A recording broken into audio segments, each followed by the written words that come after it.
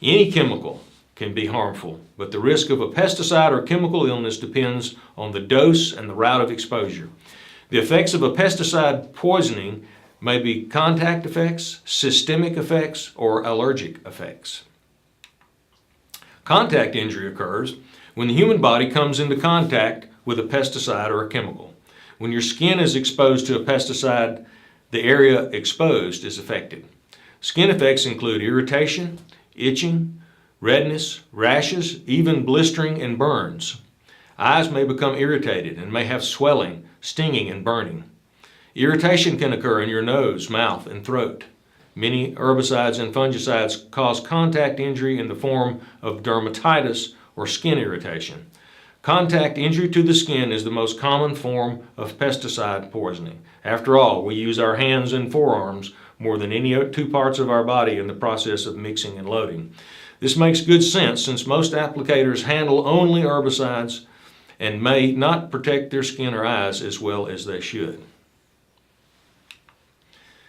Systemic effects occur mainly from exposure to insecticides, rodenticides, or other pesticides that target animals.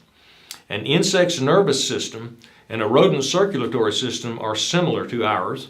Therefore, when we're exposed to an insecticide or rodenticide, they act against our systems the same way.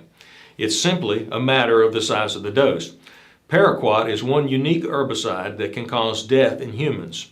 Some common symptoms of a systemic insecticide poisoning are nausea, vomiting, headache, dizziness, chills, thirst, and difficulty breathing.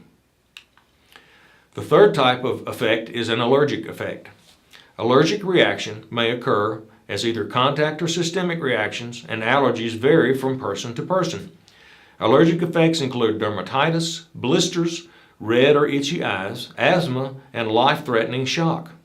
It would be quite beneficial if there were an easy way to tell if certain individuals were allergic to particular pesticides, but unfortunately at this time, there's not. Okay, we've discussed three types of effects on the human body from a pesticide poisoning. So now we'd better talk about how a pesticide enters the body, or in other words, the routes of entry. There are four main routes of entry. The first and primary route of entry is the skin. Studies show that 97% of all pesticide exposures during pesticide application are by skin contact, or the dermal route of entry. Take a look at the picture on the left side of the screen. This person was mixing and loading and spraying without wearing gloves. There was fluorescent dye in the product added to the tank mix to illustrate exposure. Under normal light conditions, their hands look clean and uncontaminated. However, if we take a look at the same hands at the right under a black light, we can see how much pesticide is actually on their hands. If this person had worn a pair of gloves, they would have greatly reduced their exposure, which reduces their hazard.